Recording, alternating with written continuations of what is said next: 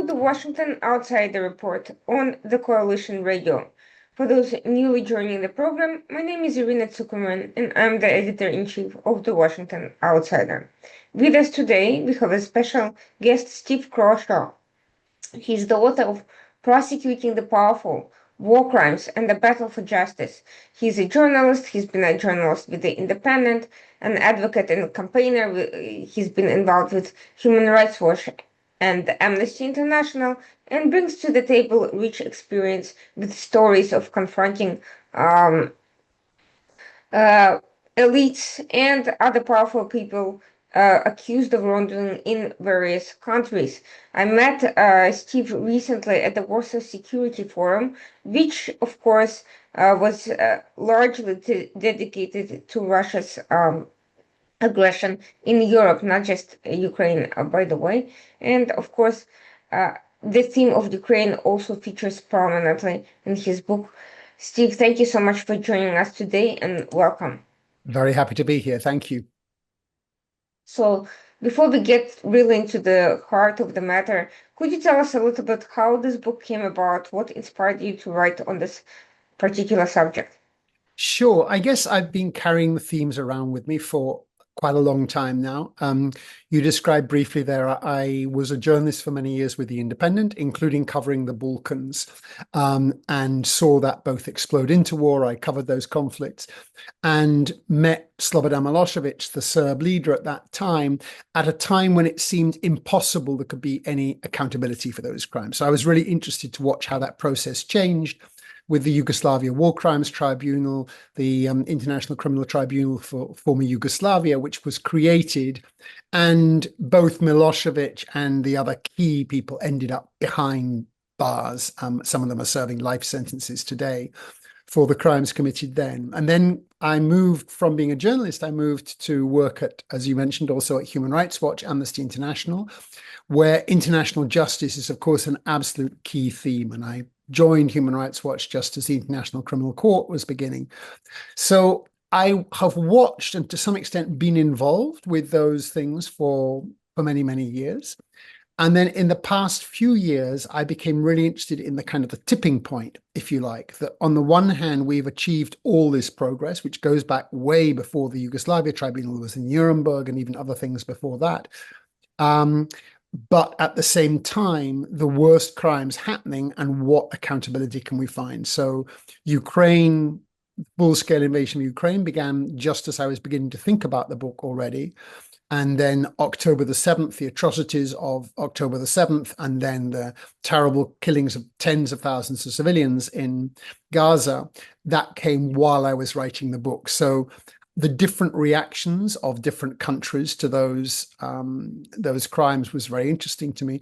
But in a way, the thread is also the incredible people who have done quite extraordinary and unbelievable things in pushing justice forward, even when people told them that would never happen. So it's a kind of a story of two halves, if you like, the people trying to make this incredible change, including in Ukraine that I visited, as you mentioned, Syria that I visited, Israel, West Bank that I visited, and then the governments who don't want that to happen.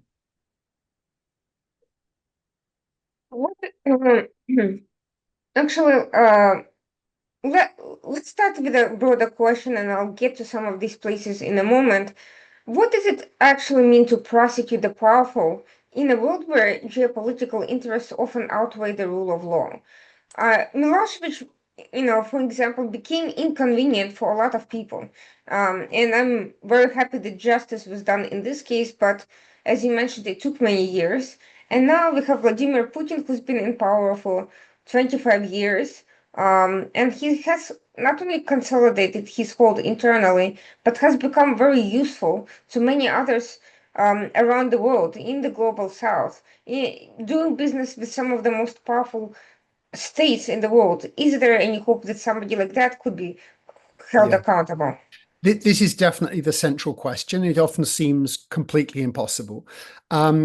And I suppose if one were to take a little bit of hope, it's the fact that impossible things have happened before. So the very existence of Nuremberg seemed impossible. And the chief prosecutor there, Robert Jackson, said afterwards, this was a quixotic enterprise. All of these people, they were kind of Don Quixote figures doing impossible things. And it's difficult to overstate how impossible Nuremberg was. Now we look back and think, oh yeah, Nuremberg. But actually there were so many challenges to making that happen.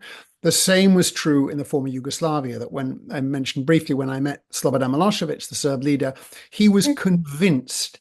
And I have to say, I was also convinced that nothing would ever happen to him. He kind of laughed it off, really, when I met him.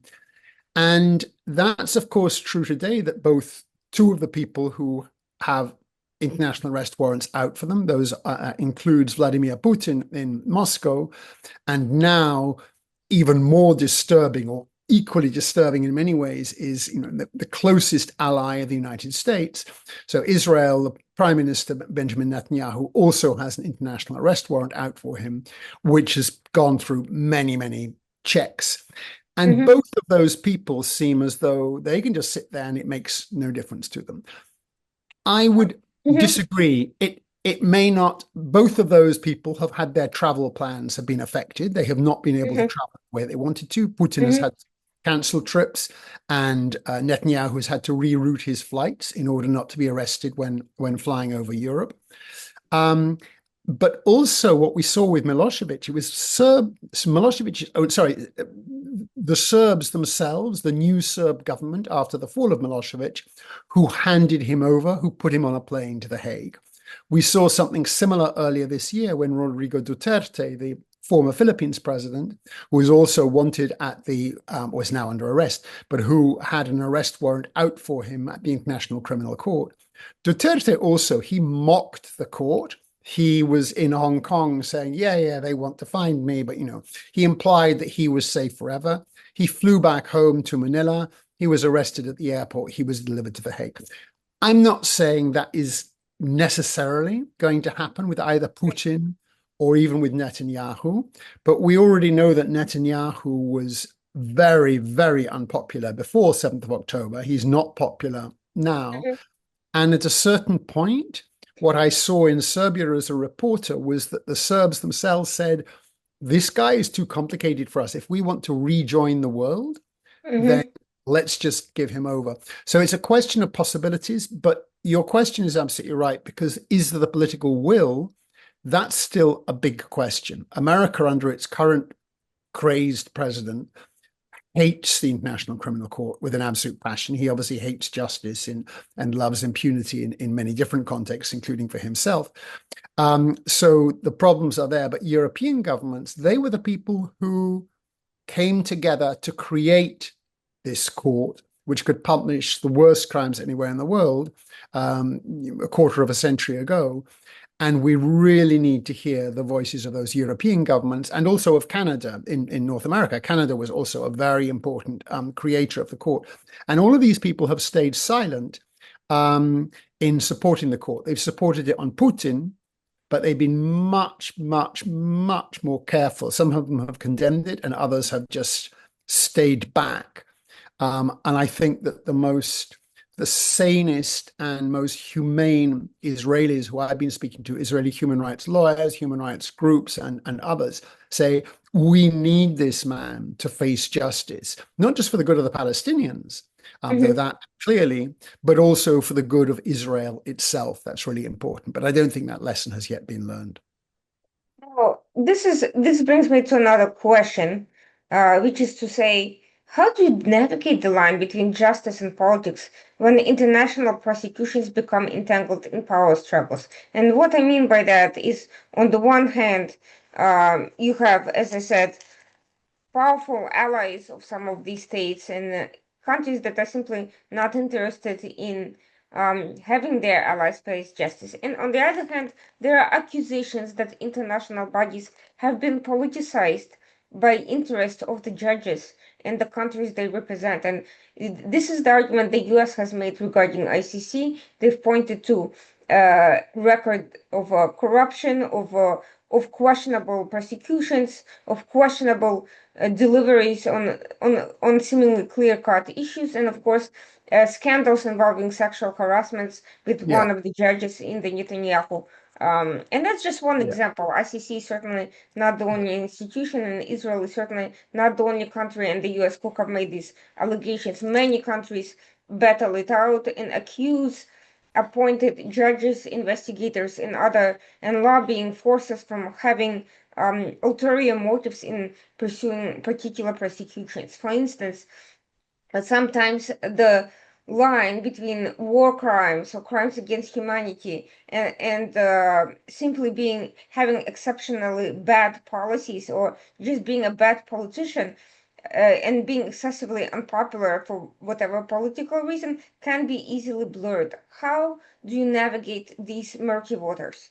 Yes. I mean, I think the murkiest waters are in the politics themselves, to be honest. Mhm, And I think that the judges that we're looking at and the prosecutors have tried their very best not to be influenced by the politics. What's striking to me looking at these things is how the politicians tend to massively pick and choose which indictments they are ready to support or not according to the basis of the evidence and how strong the evidence is in case A or case B, but according to whether this person is my friend or not my friend. And I think that's the real problem of the starting point.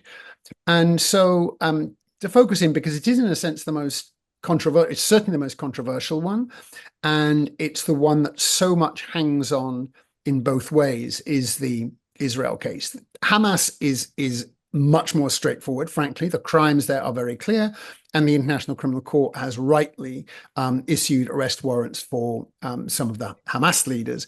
Some of whom have been assassinated and killed in the meantime, but that's kind of neither here nor there. So the mhm, court was working on those. But it was striking that the same governments which praised an arrest warrant being issued for Putin, which, going back to your question, was also quite bold because, like this, Russia is, a permanent member of the Security Council. mhm, When I started writing my book, many people were saying, well, you'd never see that happen because the geopolitics mean it's impossible. But the mhm, court said, well, if the evidence is there, and many of them say in exactly these words, we need to go where the evidence leads us. And it was an Israeli human rights lawyer who also said exactly the same to me, is that their job is to follow the evidence. And if they are influenced by, oh, well, that country is the friend of that country over there, then you've already lost that game, because you will then cause new resentments. First, that's not how the law is supposed to work. That Lady Justice has her balance scales, and that those mean something. But secondly, you will lose support elsewhere in the world because different people have different people they support. So it's the court's job to just look at the evidence and to issue arrest warrants according to that. It is striking, and I encourage people to look at the detail of this. I mean, certainly I pull it apart in significant detail in my book because it is so important. The US critics are, I can use no other word, deeply dishonest in many, many different contexts, because they will claim to find political bias in the court while actually showing zero evidence of that. What they do show their own partialities, saying, how dare you attack my friend? In other words, Netanyahu. mhm, So to put it into context, the request for the arrest warrants, which for Putin, exactly the same process, but it was much simpler and it was much less politically controversial. But the mhm, process was that the prosecutor had a group of very senior legal advisors, which included a former senior Israeli ambassador, and previously before that he was an advisor to the foreign minister, then a senior Israeli ambassador, and others in a very distinguished group of 6 who advised him, unanimously said, yes, you should request the warrant. He then requested the warrant. That was in April or May of last year. And the judges then have to approve the warrant. It's not just to request it, because maybe the prosecutor has an agenda. So the judges have to look at that. They looked at that for 6 full months before they made a decision. And then those independent judges came back and unanimously approved. In the meantime, this is not relevant directly to the International Criminal Court, which has issued arrest warrant for crimes against humanity, but genocide, for example. although legal experts were very cautious to start with because genocide requires what's called a special intent. And Mhm. here, obviously, the main starting point, the immediate starting point of the killings in Gaza was, of course, the atrocities of 7th of October. So it was different from coming in with an immediate agenda. But the Mhm. fact is that now, 2 years on, everybody from Amnesty International, Human Rights Watch, the main Israeli human rights groups, B'Tselem and others, UN Commission of Inquiry, all of those have used the word genocide about what is now happening. So the idea that a court should not be looking and investigating and potentially holding to account. I mean, the trial hasn't yet happened, but the idea they should not be doing that is absurd. And I really think that any of those who say, oh, the ICC is politicized, they kind of need to look into themselves and work out who is it who's politicized here? Is it the court or is it those who don't want the court to be involved? And that's a big challenge, I think. It's certainly in the United States with a number of political players, including obviously the president himself, but also to some extent in Europe as well. And that's a very, very serious problem. I say for Palestine, for justice, and for Israelis and for Israel, because if you want to have a stable Israel in future, you need to have that sense that the rule of law has been applied.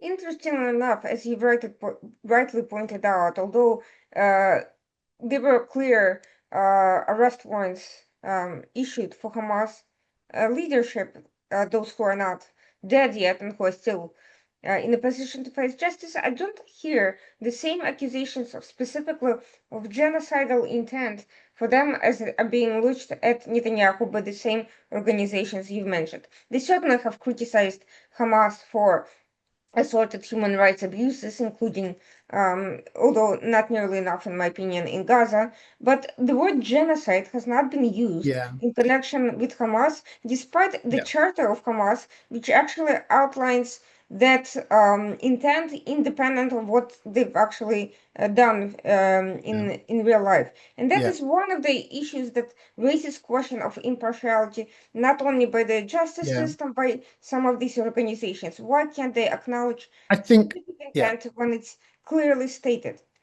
I mean, it was me who brought the word genocide in, but I think that, to be Hmm. honest, bringing the word genocide in is sometimes a distraction because people Hmm. become a little bit obsessed, and wrongly so, with the Hmm. idea that genocide is somehow the top of the tree and that Hmm. crimes against humanity is this lesser thing. That's actually quite incorrect. So, crimes against humanity include many of the worst crimes. Extermination is part of crime against humanity.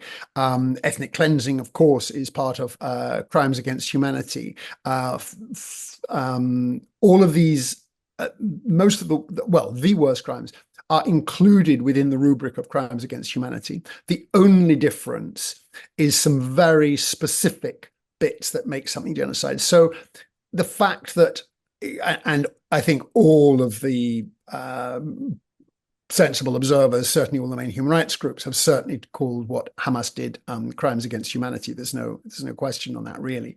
And I think sometimes we allow ourselves to get fixated on genocide versus crimes against humanity.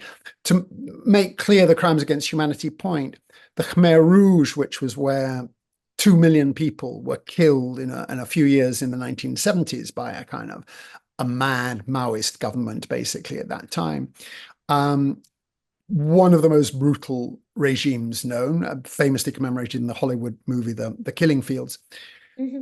That is sometimes described as genocide now, and it can be described as genocide, but only for a very, very specific reason, which is that some of the targeting was of ethnic Vietnamese.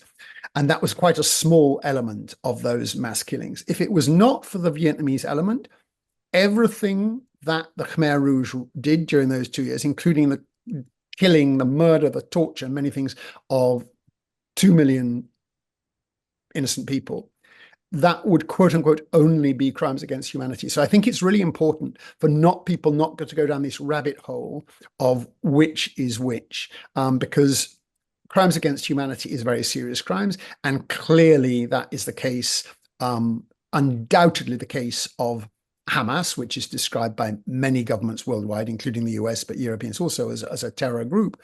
Um, But also, and that's what something which we all need to focus on, is a democratically elected government, strongly supported and strongly funded by the United States and to some extent also by European governments. That is a government which at the same time is committing, I say, leaving aside the G word, is clearly, according to all of the evidence, committing crimes against humanity. And that's an incredible thing to see. And I think a really strong signal needs to be sent of people saying, no, that's not what should be happening in the modern world. And if the rule of law can simply be trampled in this way by a friend of the United States and indeed traditionally a friend of Europe also, then that in itself is very problematic. And I think that absolutely needs to be confronted. Something, a very interesting phrase. You said it's very clearly obvious based on the evidence. But here's the problem with the statement. First of all, a lot of the evidence will not be presented until the court moves forward with the process. So we have not, all of us, and I speak for myself as well, have not seen all of the available evidence. The other issue is that many of the sources of that evidence are organizations and human rights NGOs that have ties to such entities as the Gaza Health Authority, which is under Hamas control, and other Hamas-linked organizations, which potentially taints the quality of that evidence. In other words, at best, we can say that the courts will still have to examine everything before we can clearly say whether these accusations are true or not. But my concern is the way the coverage is currently being promoted. These accusations are being equated to evidence itself. And there may be many accusations from many sources, and they may be legitimate or they may not be, but doesn't it taint the legal process to create this court of public opinion long before the judges and everyone involved in the system have had a chance to examine everything impartially and to strip away these allegations and the chain of custody related to evidence?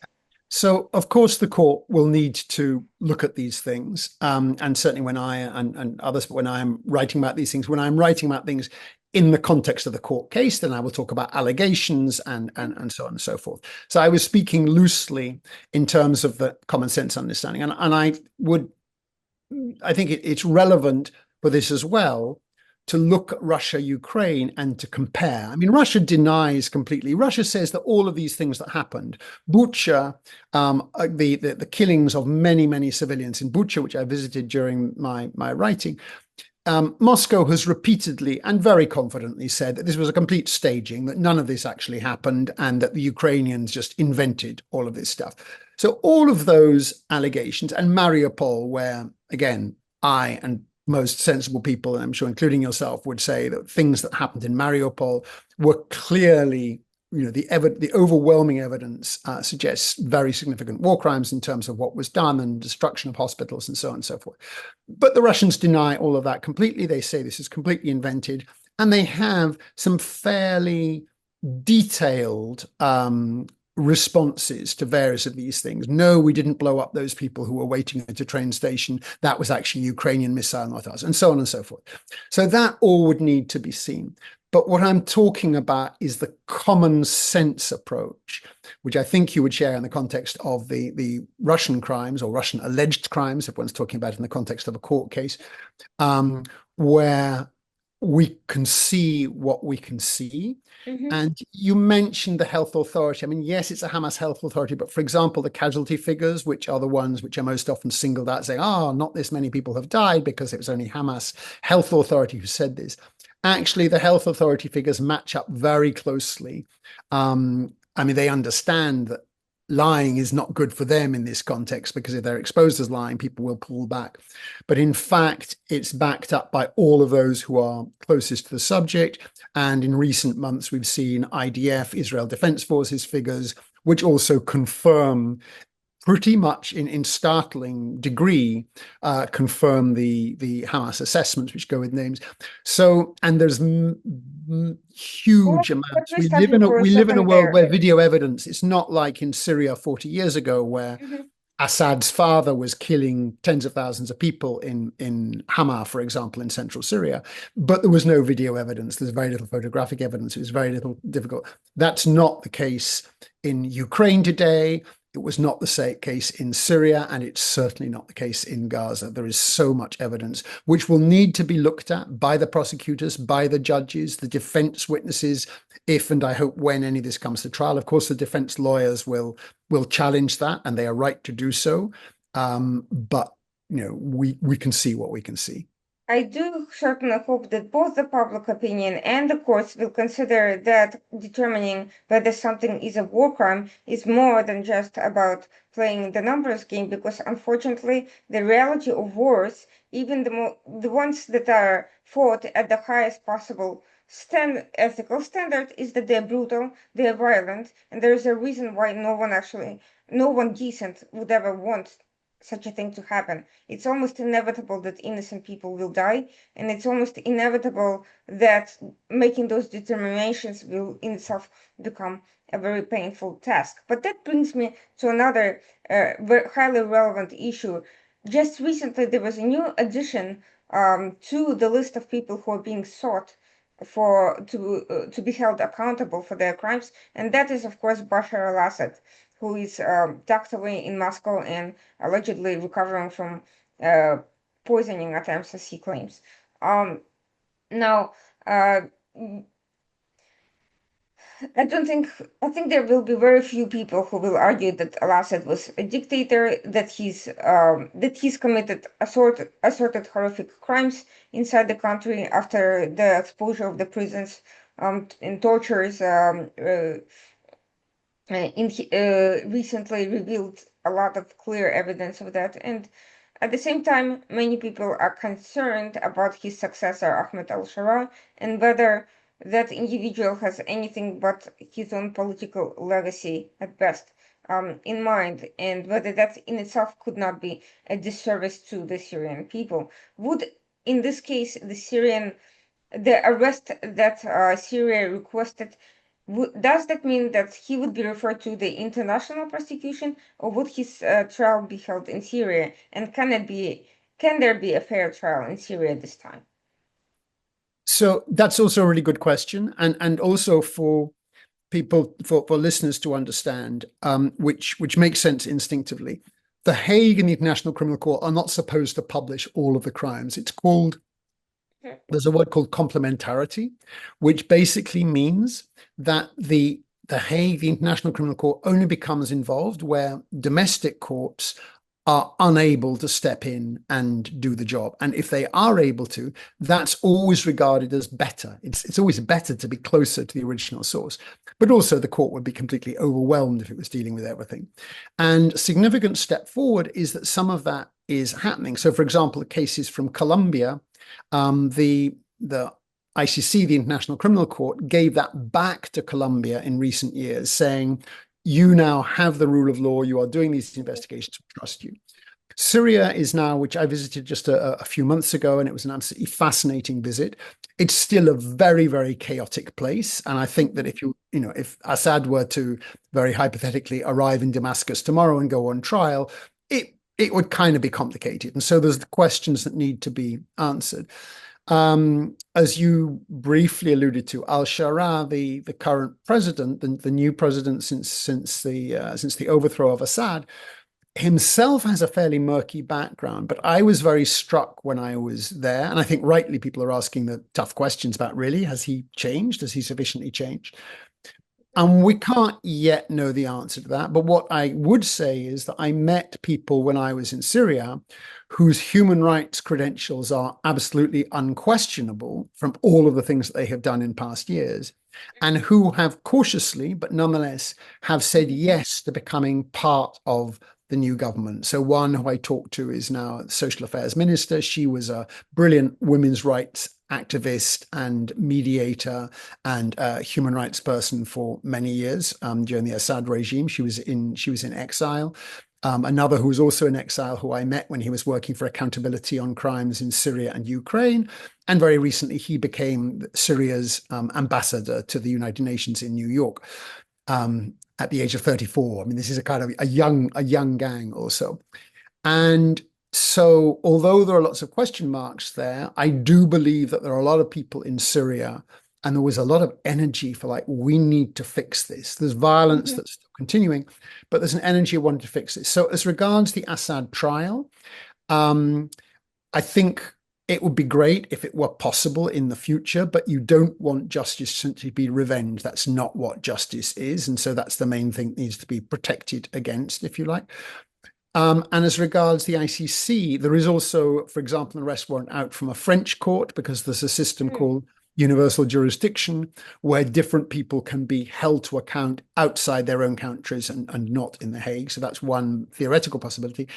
As regards The Hague, um, it was blocked by Putin because of the technicalities of the way the court works. A referral for Syria, which was not a member of the court, would need to go via the Security Council, which is what happened, for example, with Sudan and various other examples.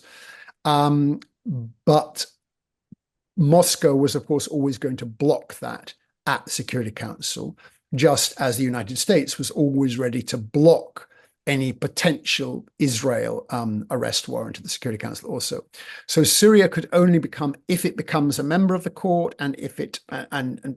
even then it's still complicated because of the retrospective quality. So the ICC is probably quite difficult, but it must be said that the ICC prosecutor was himself in Damascus earlier this year having conversations. He was there invited by the new government who wanted to have conversations about how can this work best. He, as you mentioned, like Putin, Assad is now, out of the reach of justice, if you like.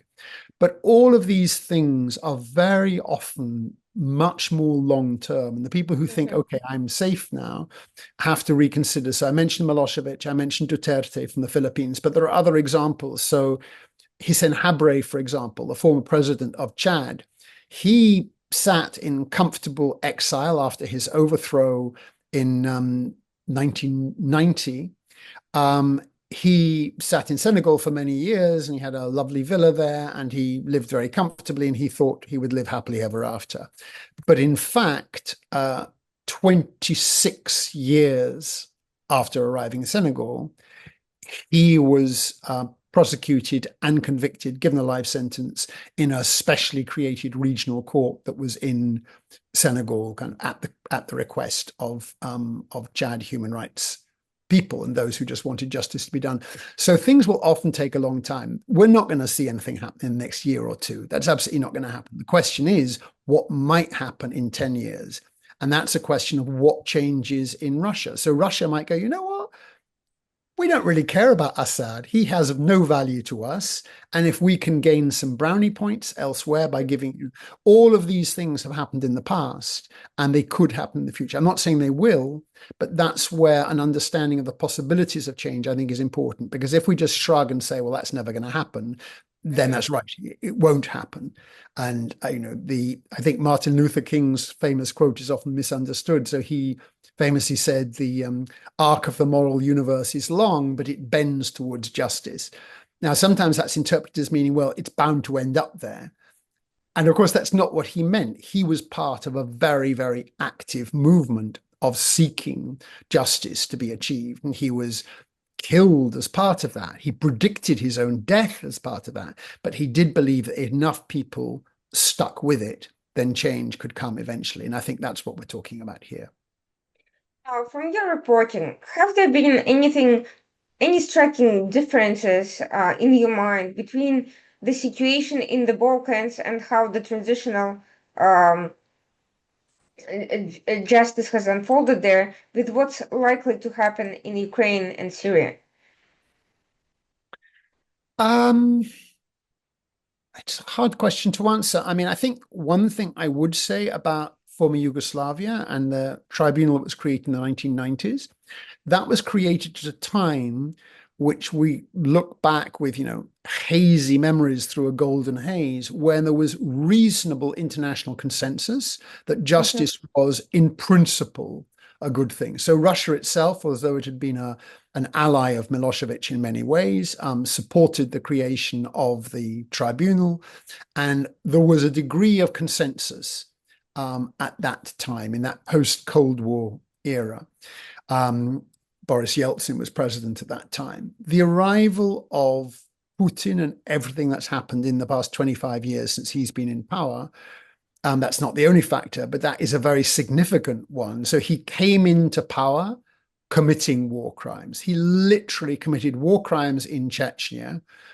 Again, of course, he would say he didn't, but the evidence again is overwhelming, on huge numbers of civilians who were killed in Chechnya. And because he created the narrative of this being a war on terror, he actually gained popularity through that. And he then did that in various other wars that he's had. So I think that's the biggest difference, is that you couldn't find that consensus now. And you mentioned earlier the Global South. We have an extraordinary and I think quite dismaying situation where, broadly speaking, Western governments, so Western Europe, both the United States and Canada, were strongly in favor of the arrest warrants and the ICC involvement on Putin. So although the United States to this day is not a member of the court, Joe Biden, when he was president, and his administration strongly supported the action on Putin. The Global South was more cautious even at the beginning, it was sort of supportive. But after 7th of October, that changed dramatically when countries around the world saw that, oh, well, Washington and Paris and Brussels and Berlin and London, they don't want anything to be done about the Palestinian situation, but they're still going on about the situation. Now, those crimes are often quite parallel. I mean, strikingly parallel: destruction of infrastructure, a whole bunch of different starvation, a bunch of different crimes which are being committed. And it became very clear to everybody that people were choosing their side. So one group of governments said, yes, this group of crimes over there committed by Putin, that needs to be addressed very strongly, but please don't address that, and there's no evidence properly for it, and really, can we all be quiet about that? A different group of governments said, look what's happening to our brothers and sisters, the Palestinians, and how terrible this is, and the West doesn't want to look at this, and we don't really care any longer about these Ukrainians. I don't think it's hard to see that everybody is the loser from that. And I think that's something which really needs to be understood. So in a bizarre and perverse way, the Ukrainians have lost out because of the double standards, the perceived double standards that Western governments have shown, because by supporting one side but not the other so strongly, many other governments fell away at that point and said, we're not going to back you on making sure that Putin faces justice. And that the number who were critical, and they were highly critical to start with, and that shrank and shrank and shrank. So Putin's colonial behavior, to call it that, and I think that's a reasonable way to describe it. And there was a very important speech given by the Kenyan ambassador to the United Nations right at the beginning of the conflict, as the conflict began, where he made a very strong comparison between the colonial behavior of Putin and the colonial powers and what they had done in Africa and around the world before. That speech would now be impossible to make. And that's partly because the whole world has seen, and this is objectively true, the whole world has seen that governments have reacted differently to a set of crimes when committed in this place, and sometimes identical crimes are committed in a different place. And that pulls away at the threads of, belief in the rule of law itself. So that was a long answer to your question, but I think probably that's the biggest difference, is that we just live in a different world. Yugoslavia, Rwanda was the other tribunal set up those times. It seemed like obvious that that's what should happen. That's how the International Criminal Court could be created, which happened at a meeting in Rome in 98, and then it came into being properly in 2002. If Donald Trump, with all of the efforts he is making at the moment to destroy the International Criminal Court, which he's trying to do very, very hard through a series of sanctions and other measures. There have also been underhand measures, which the court has complained about, there's been blackmail, there's been threats. A senior lawyer at the ICC has been told by Dutch police he needs to put bars on his skylights and to put a bulletproof front door. He eventually left the job because the pressures were so great, although he'd done many, many pressured things in Cambodia, former Yugoslavia before. That's the climate that we're dealing with at the moment. And if Trump and his friends like him succeed in destroying the court, it will be almost impossible to rebuild that court. So the climate in which the International Criminal Tribunal for former Yugoslavia was created, that sadly no longer exists. Now, interestingly enough, October 7th attacks happened to take place on Putin's birthday. I'm not sure Yes. how many people are aware of that, but what's even more interesting is that Russia has increasingly openly, supported Hamas. They considered it a legitimate government. They hosted Hamas leaders on multiple occasions, and Putin is the biggest winner of portraying Israel's actions in Gaza as equivalent to Russia's actions in Ukraine. So, if that narrative is what ultimately brought the global South to Russia, although arguably there were many other Yeah. factors, I economic would I would see factors. it different. I have to respond to that. I would see it Mhm. differently. I think Putin is the biggest winner from this because of failures by the West to address different crimes equally in different ways. If they had done that, Putin would not have been able to collect his winnings, if you like, politically speaking. And in fact, he's been able to collect those winnings which were not on the table initially. So I think that Putin, of course, is cynical in every possible context, and he doesn't really care. He'll support Trump if that seems sensible. He doesn't really care who he supports. He likes to make mischief in different contexts, and obviously supporting Hamas. We need to remember that only a few years ago, Netanyahu and Putin were best buddies together. So Netanyahu put, did I say Trump? Netanyahu and Putin, Trump also, but Netanyahu and Putin were best buddies together. So Netanyahu put Putin on his election posters just a few years ago. This is the kind of thing. These are deep cynics. And I think that we need to understand anybody who thinks that Netanyahu is somehow, for Israel, for the cares of Israel, that is like saying that Putin is for a better and stronger Russia. Of course, Putin says he's for a better and stronger Russia, but actually he is doing nothing to support a strong, law-abiding Russia in the years to come. And the parallels there are too close. And so I think that the West has a lot to answer for in not wishing to address crimes, alleged crimes, evidence of crimes where they see it. And Putin is able to go, aha, I will go over to these other countries, South Africa, India, elsewhere, and say, look, you see, they don't want to address it. He benefits. And that is the immediate blame for that is Putin himself and his deep-rooted cynicism. But unfortunately, Western governments have contributed to that problem, which is sad for sure. It's dismaying. I have to address this issue because regardless of what Netanyahu himself personally has or hasn't done, the war in Gaza has had overwhelming support from all factions in Israeli government, including those who favor ousting Netanyahu and who believe he's entirely the wrong leader and whose activities have been ruinous to Israel. And by the way, I tend to agree with those particular voices. However,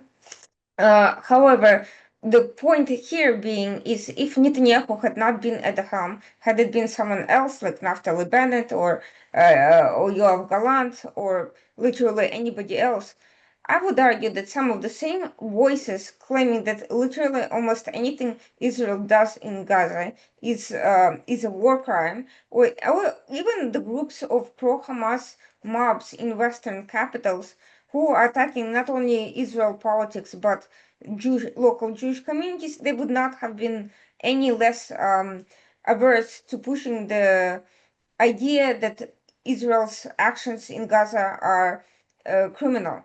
Even if it wasn't Netanyahu, if he disappeared entirely and went on trial, I think that situation would continue. That's why I'm saying one needs to be extremely careful in separating Netanyahu's actions as a leader from the narratives that seek to demonize um, Israel no matter what happens and no matter how Israel conducts itself. Yeah. But that brings So, me. so I think, Mhm. I mean, you're right that there have been war crimes or alleged war crimes committed by by other Israeli leaders in past years, and that, from my perspective, and I think from the perspective of many others, is dismaying itself, including again for Israel itself. I mean, the idea that Israel has become But let safer. me ask you this. Let me just finish. Let me just finish Mhm. the point I wanted to make. You're right that Israel public opinion, understandably, following the atrocities of 7th of October, I understand that a nation is in shock, but this is where political leadership comes in. As I'm sure you're aware, many of the key former leaders, including leaders of the IDF, have been massively, massively critical of Netanyahu, and people have been unwilling to echo those words. So we've had a former prime minister complaining about indiscriminate, limitless, cruel, and criminal killing of civilians, saying that no external enemy had ever damaged Israel as much as Netanyahu and his far-right sidekicks. Talked of being banished from the family of nations. We've had the former deputy chief of the general staff saying a sane country does not wage war against civilians, does not kill babies, does not set goals like the expulsion of population. There's been significant criticism, and hostages as well have hostage families have quite rightly increasingly become very unhappy, seeing that's not his agenda. His agenda is power. So you're right that there has been, and there often is when a war is being fought, and you can see where that started. But actually, and I think many people would say that the media has played an unfortunate role in Israel, that there are brilliant, utterly brilliant newspapers like Haaretz and the Plus 972 magazine, which tell things as they are. But broadly, ordinary Israeli television viewers don't get a sense of what is happening there. That is objectively true. And so it's less surprising that if they take the narrative as given, they think. But political leaders, I mean, I'm sure you're aware of those things, but it's increasingly in the past 2 years, more and more people have peeled off and basically said, not in my name. And I think that's very much to be welcomed. The idea that we should stand behind Netanyahu, quote unquote, Mhm. on behalf of Israel, I think is a grave, grave misunderstanding, just as it would be a Mhm. grave misunderstanding to suggest that the worst leaders of countries in the past, be it Putin of Russia now or other terrible leaders of countries in the past, those do not represent their country's interests. And I think it would be real grave failing to see it that way. But again, leaving Netanyahu aside, imagine he's not there or he's on trial. Do you honestly think that there was ever a way for Israel to fight a terrorist organization that has cynically stolen aid, cynically held civilians hostage, cynically built tunnels all throughout Gaza to make it impossible to fight a clear war without sacrificing civilians and civilian infrastructure, that has imitated methods used not only by Hezbollah and Houthis in Yemen, but also actually by Russia at various points in time without being accused of acting in a disproportional manner, without being accused of targeting civilians. Do you think that, realistically speaking, would ever have happened? That these So, accusations would yeah. not have been waged given the circumstances? So your question kind of bundles together, implies that the word disproportionate has been inaccurately used. I don't think any of the evidence could possibly suggest that that has been the case. If you Mhm. look at the suffering of civilians and the deaths of now 60, I mean, getting up towards 70,000 civilians, this is extraordinary level. Sorry, deaths of 70,000, the overwhelming proportion of which, according to Israel's own figures, are civilians. That's And not what the Israel states. Actually, 80%, 83%, 83% is what the IDF figures show. That 17%, they say this is the number of Hamas operatives we believe have died, and that amounts to 17% of the whole amount. So 83% is the figure that comes in the IDF's own data. So I'm not gonna, we can get lost down many, many rabbit holes of Israeli and Palestinian politics. And, one can do that, and people do, and millions of words have been spoken and written on this thing. I would take something which is closer to me personally, historically, that I feel more entitled, if you like, to speak on, which is the situation in Northern Ireland historically in recent decades, in the past half century, and the IRA, the Irish Republican Army, the IRA terrorist group, which was beyond immoral in the killings. It blew up buildings, it blew up people, it went into pubs and placed bombs. It had no moral compass at all, because it argued that in order to get our ultimate aim, in other words, an independent Ireland with Northern Ireland part of the Irish Republic, so one single country together, united Ireland, in order to get that, we can kill as many people as we like, and the Brits will eventually back off. The British government at some point thought this just needs to be defeated. Probably the worst impact that was ever had. Now, as we know, we have peace in Northern Ireland, and that was achieved partly through an agreement in 1998, which was there when that was being put together. And then other things which have happened in the past 20 years. And we had zero political death, zero terror deaths last year for the first time since 1967. So it's gone down and down and down. The thing that made things worst of all was in 1972, 50 years ago, when 14 innocent people were killed at a demonstration, a peaceful protest, and the British government lied about what had happened and said the people who were shot were, carrying guns and things. They were not. Much later, a new independent but government commissioned report published in 2010 said all of what the government said was lies. Now, those lies that were told, not just the killings of a relatively small number of people, it was, quote, only 14, and certainly the situation in Derry, Londonderry, the city where it took place, was extremely fragile at the time. The IRA was very, very active. But those only 14 people caused directly so many people to join the IRA in the years to come. There was such burning anger. The IRA saw its strongest recruitment, its strongest action, its strongest everything in the next decade after that. And not until the mid-1980s, so 15 years later, gradually did things start. And then in the 1990s, and finally, there was something which said, okay, how do we actually get stability? I tell that story in some detail because I don't want to get lost down Gaza rabbit holes again. But I think people need to understand that there was nothing, like every other Brit, it was most dangerous in Northern Ireland, but certainly on the British mainland as well. I remember growing up at a time when, you knew that it was perfectly possible if you went to a railway station or if you went to something else, it could be blown up. There were bomb scares on a very regular basis. The only way that was dealt was by looking at these things in the round and not thinking we just need to kill everybody who might be dangerous. There was a suggestion then, and I'm glad to say even then it was completely ignored, from one of the Protestant politicians in Northern Ireland, who said, we need to bring the Royal Air Force in. We need to bring the planes in and just bomb what she called the Catholic ghettos in Bogside and the areas that were well known to be where the IRA was strong. And her idea was, if you bomb these, the IRA will be destroyed and we'll all live happily ever after.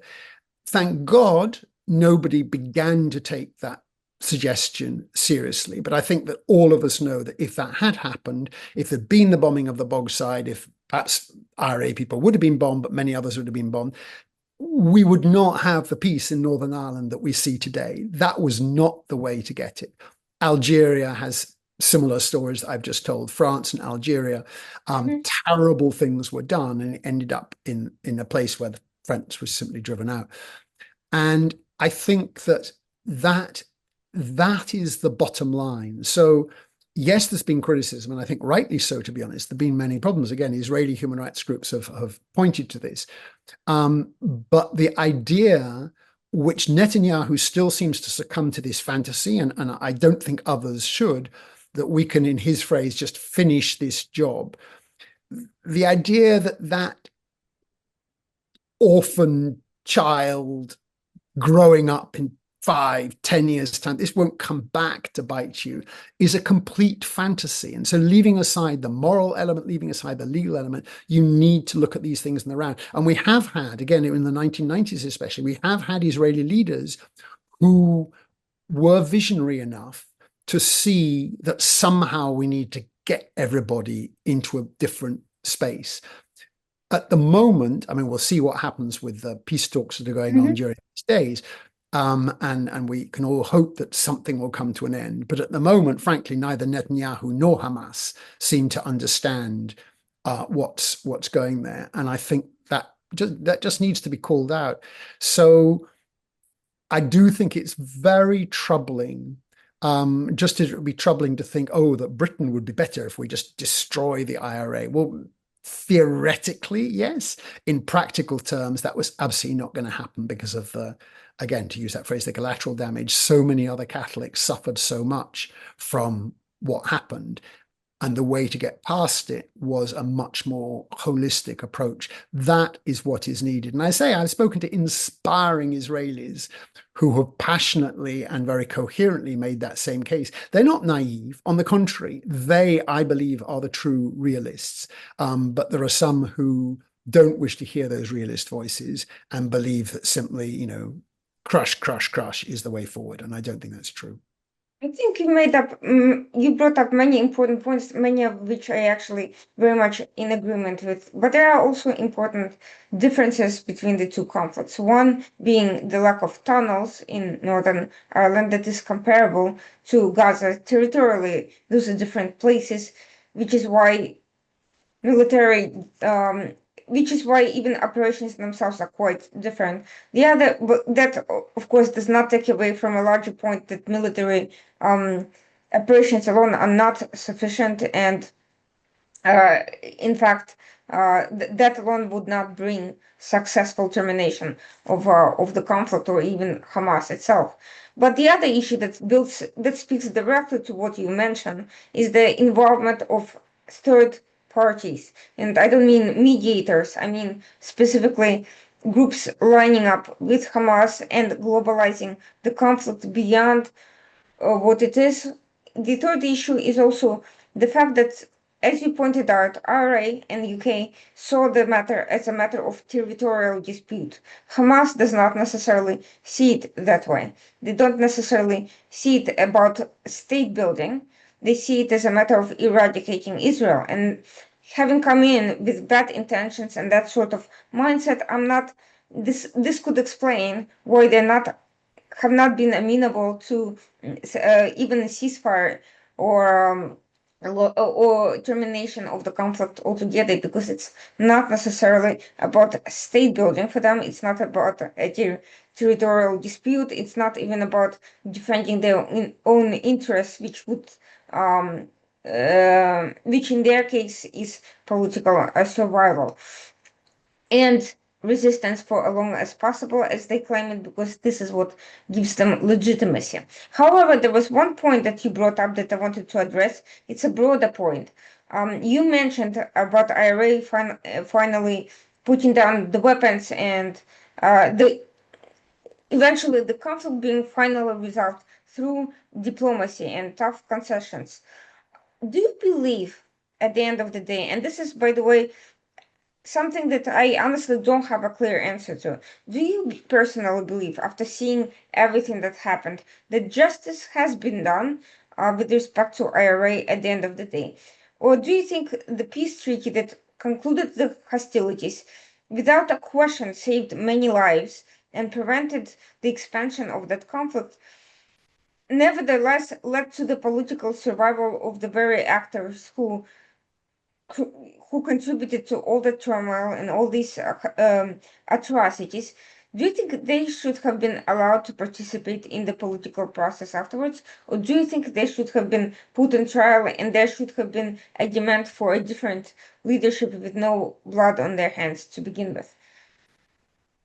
Yeah, I think that's a good question. I think, and I would argue that that's perhaps where actually some of the differences do come up. I think that in the very specific context of Northern Ireland, it did make sense that there were leaders on both sides who found it astonishing that they could speak to each other. I think they kind of were, Mhm. they remained startled almost to the end of their lives, that they found a kind of common language of like, we've got to a place where this is not Mhm. good for either of our communities and we will move forward. And so that consensus, which was extremely difficult to reach, but there was like, okay, we both need to lose something here. And that's how we'll deal with it. I think that did work for Northern Ireland. Justice is perhaps not, it hasn't been perfect. I'm not suggesting it's been perfect. But I think it has worked to some extent. But I think in general terms, as you move on, you want to move on and get more same people. So I would argue that in the context of Gaza, Palestine, Israel, that means that somebody who has been responsible for 60,000 deaths and doesn't really seem to care about that, indeed he almost boasts about it, is not the person to move things forward. And likewise, a leadership which has launched a series of extraordinary atrocities and then even more shamelessly has claimed that is in accordance with international law, which of course it was not, equally not. And I think there's reasonable consensus that and we'll see where Hamas itself goes, but there's a reasonable consensus that Hamas itself will not be part of the future in different ways, although I can't quite see the intricacies of how that happens, but I think there's a great majority, overwhelming majority agree on that. And I would argue that you also need on the Israeli side to see somebody who can open up something different. And I think that perhaps is a difference from Northern Ireland, where the two parties, but frankly, Israel in the 1990s was closer to that, where people who did not think that they could share a common language actually realized that to some extent they did share a common language, that losing something in order to gain something was worth doing. But as we all know, that kind of got poisoned for different reasons, and different people would put the blame on that in different places.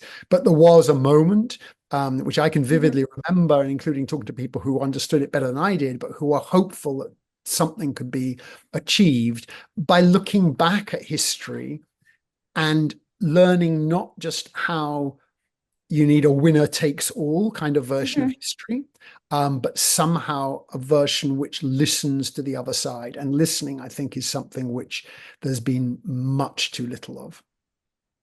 There is another conflict that's been entirely overlooked, unfortunately, or it's received some coverage, but not nearly enough for what it's worth, and that's Sudan.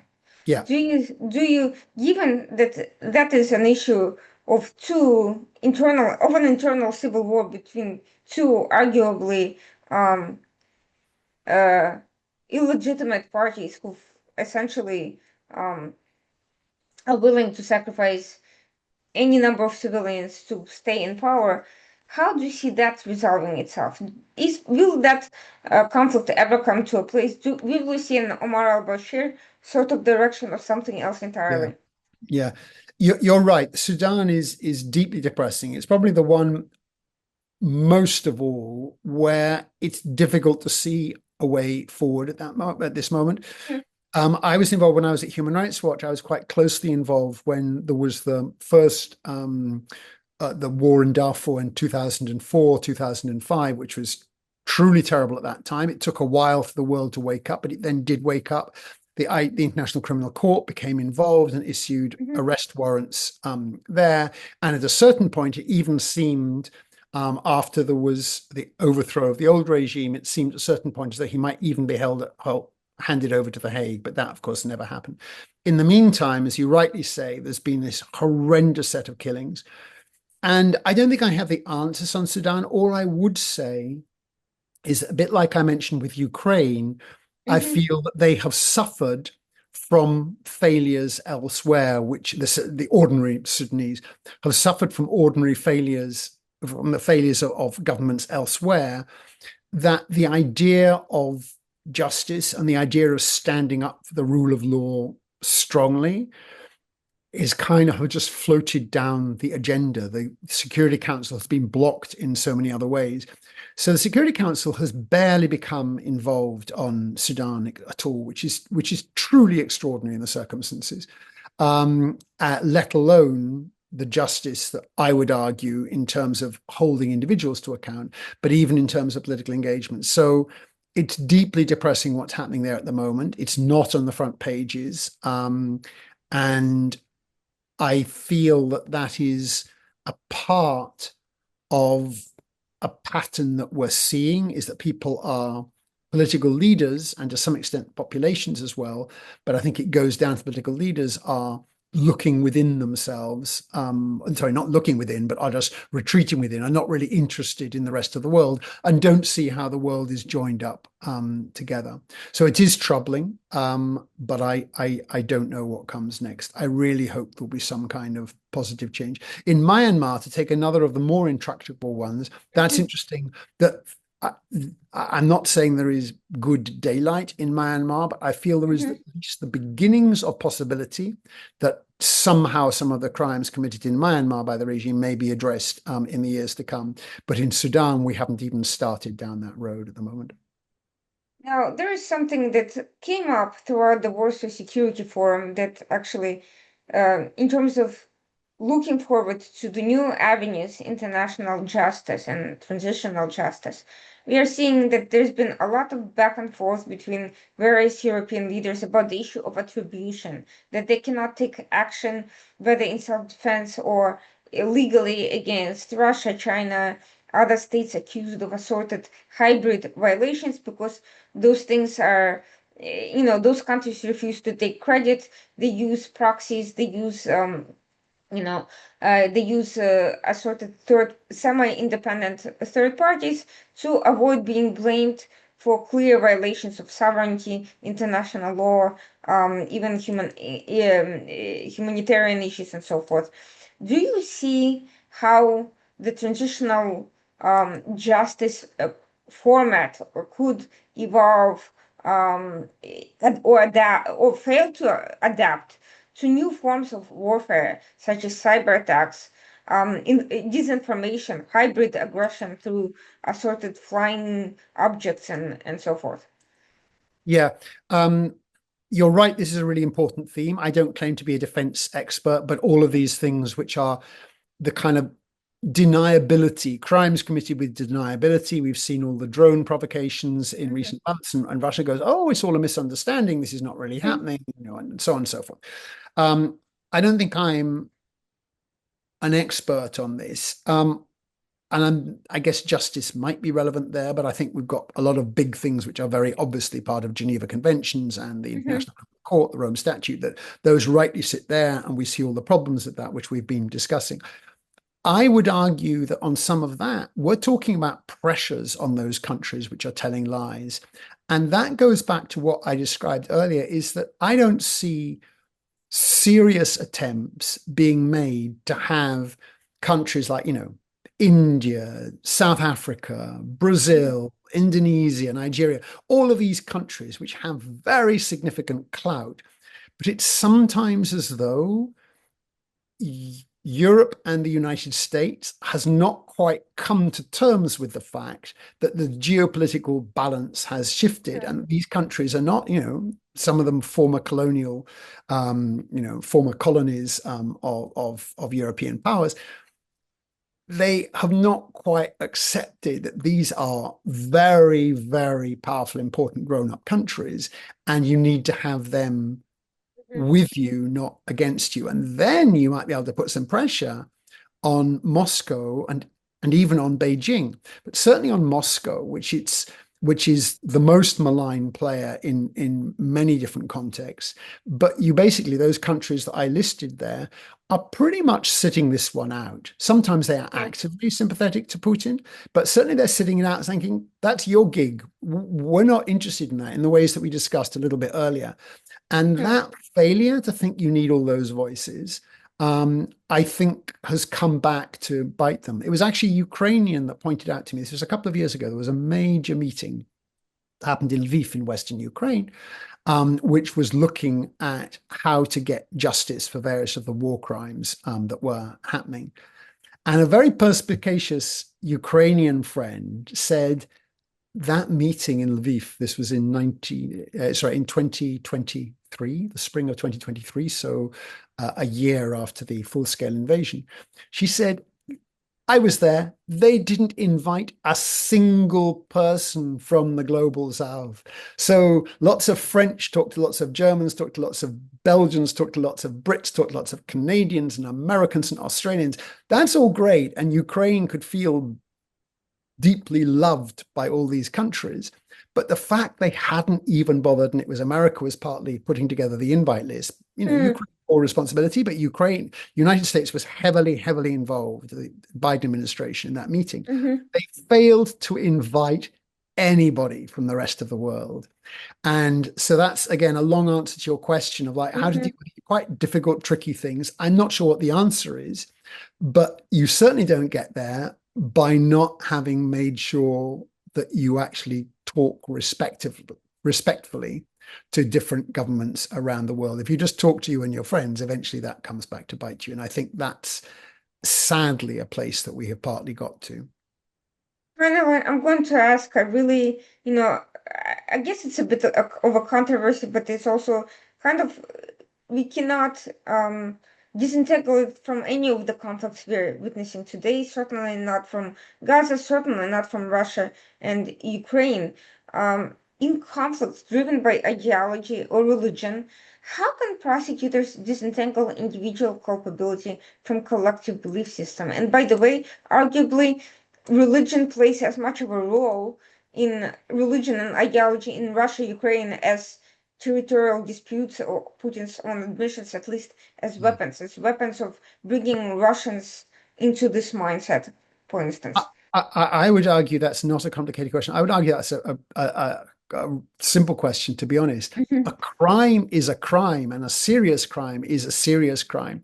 And different people with different faiths, or who claim to be mhm, adherents of different faiths, then pervert those faiths in horrible ways. So, to go through some of the worst conflicts we've had in recent years, so we have had an allegedly Christian, so Orthodox, Serb Orthodox, committing mhm, genocide against the Muslim population, largely because they were Muslims. And mhm, so that was one that we've had in recent years. In Myanmar, we've had a fundamentally Buddhism, which is seen as the place of peace and don't kill a butterfly. And yet they perverted that to then kill again largely Muslim population there in Sri Lanka, and so on and so on and so. So there it was kind of the in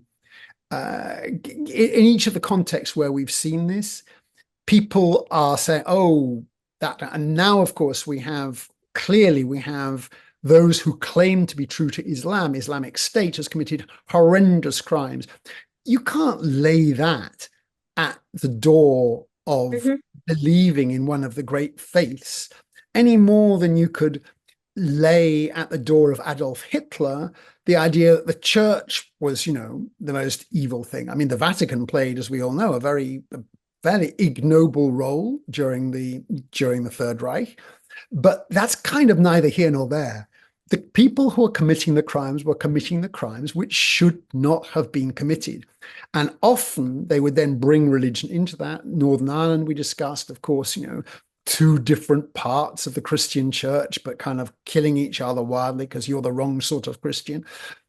All of that is kind of irrelevant because it's so complicated. You can analyze it. Many histories have been written and lots of analysis can be written about how extremism grows in different faiths. But fundamentally, the bottom line is if you've committed a serious crime, which is murdering a whole bunch of people for nothing other than their own identity, that was a problem to start with. And you should not be able to call yourself, a good Christian who murders those Muslims at Srebrenica, a good Muslim who kills those people in, many of the Islamic State bombings, let alone in the genocide of the Yazidis and so on and so forth. That is exactly where you should not be looking at the identity of the perpetrator. You should be looking at what the perpetrator has done. And once you do that, I would argue you have a quite different lens. I think it's quite a poisonous lens. And in my own country, we've seen in recent days a horrendous attack on a synagogue in Manchester. And do not conflate the two things. Terrible crimes have been committed first on 7th of October, but then also by I think you may not partly agree, but certainly in my view and the view of mhm, many, what Netanyahu and mhm, his friends have been doing, none of that has something to do with those who are peacefully trying to go to a Yom Kippur mhm, synagogue service. And there's no point trying to analyze the religion at that point. You can just see that this is mhm. not this is not about whether you're Jewish and Hmm. therefore the Jews, quote unquote, are committing these crimes. No, one particular government led by one particular leader is doing this, and that's where the responsibility lies. And equally, the killing of people in a synagogue when they are on the most important day of the year, that's just a crime by a crime. And it really trying to disentangle the Hmm. religious background to that is not helpful when you're in a courtroom. I would argue it's not helpful full stop, except as a general geopolitical analysis. But it's certainly not helpful in a courtroom. Finally, I want to end with this following question. Do you think a process of reconciliation is ever going to be possible between Russia and Ukraine? Do you think the Russian citizens can ever be de-radicalized, Yeah, from the I don't. indoctrination that and dehumanization of Ukrainians that has been inflicted on them over the past Yeah. generation by I, Putin? yeah, I don't know. I think it's really, I ask myself the same question. It's very difficult, and has been made more difficult by the levels of denial that are seen. Every Ukrainian is aware of this. Families are very mixed, and so everyone has relatives in Moscow or in Russian Mhm. cities. And so the levels of denial are very significant. But let's remember back, these were people who were happily intermarrying and everything else. They didn't Mhm. see the trouble before a particular political leader came along. So what you hear in today's Ukraine is, oh, the Russians, and I fully understand that. Same as after 1945, or indeed before 1945, but after 1945, it was Mhm. the Germans. And that was wholly understandable because it wasn't just Hitler during the 12 years of Hitler's rule. Millions of huge numbers of Germans became part of those crimes and part of the denial of those crimes. And it took Germany a long, long journey to come Mhm. back to the place that it got to in recent years, which is a real understanding of the importance of standing up for the rule of law. And that's one of the things that Germany has taken away more strongly. It's been one of the strongest supporters of the International Criminal Court. So I agree with the tone of your questions. It's an incredible challenge, but eventually you Mhm. hope that a country can be unpoisoned, just as Germany was. You hope that a country can be unpoisoned by its leadership.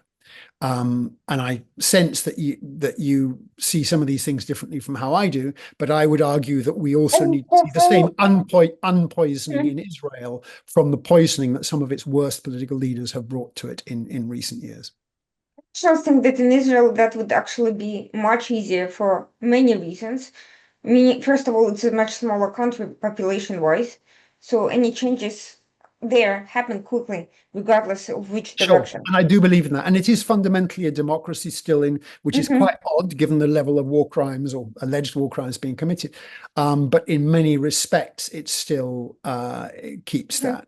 The Russia that I knew well in the 1990s was stumbling towards Hmm. democracy. But that has all gone in the meantime. But Well, thank you. thank you so much for this fascinating and thought-provoking conversation. Everyone watching this, please make sure to read the book. I love the discussion of ideas, whether controversial or informative, or in this case, both debatable and informative, giving an interesting inside glimpse on the international justice processes that are important to understand in the complicated world we're dealing with the multiple conflicts and a creeping authoritarianism, I would say, around the world. And thank you so much for joining us today. Everyone watching will be back next week, Tuesday night, 9 p.m., the Washington Outsider Report on the Coalition Radio. Thank you, Steve. Thank you.